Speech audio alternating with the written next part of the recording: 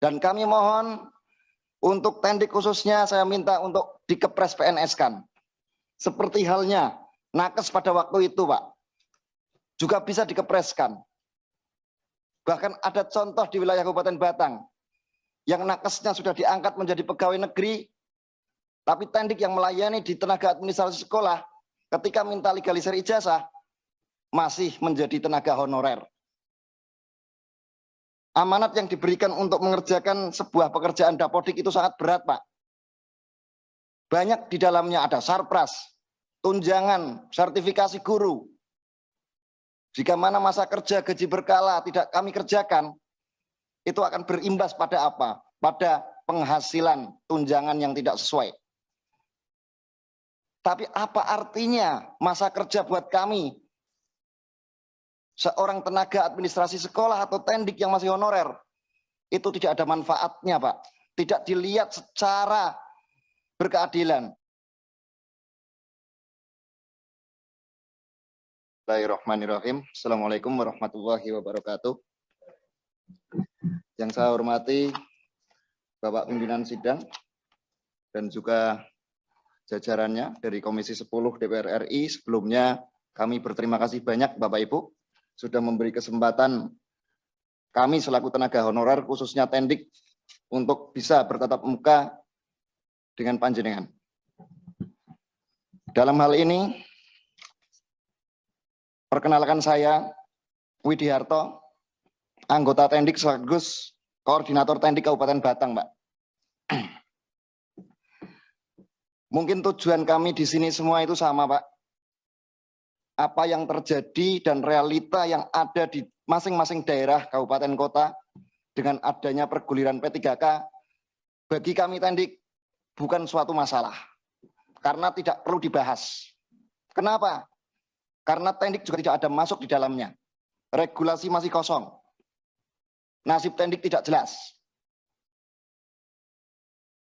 Artinya, jika mana pemerintah serius, seperti yang sudah disampaikan Bu Lina, Pak Saiful Anam, dan dari teman-teman yang lain yang memperjuangkan nasib honorer saat ini,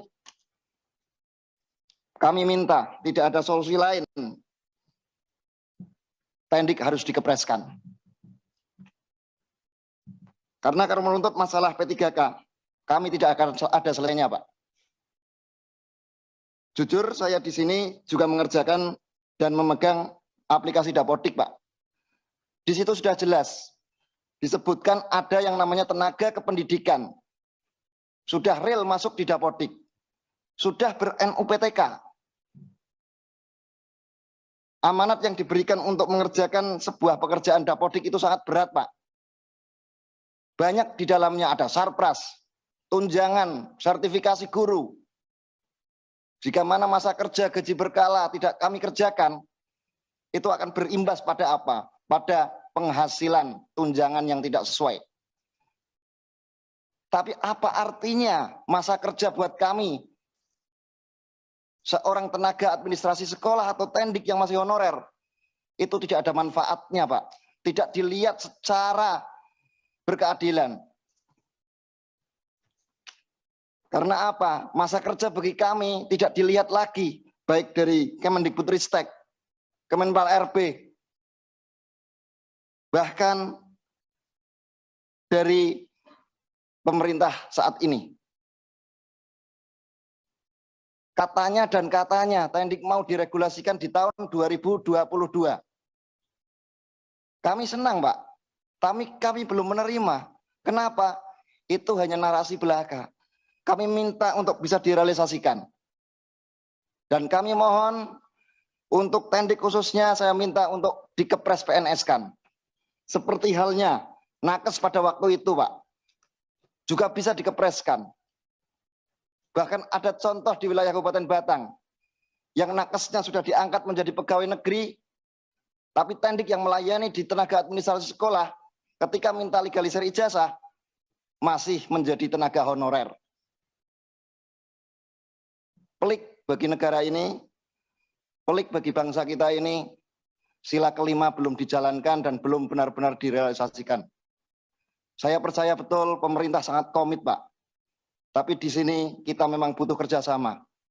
Kita butuh pemaparan yang jelas. Karena jumlah tendik yang amat sangat terbatas, Pak.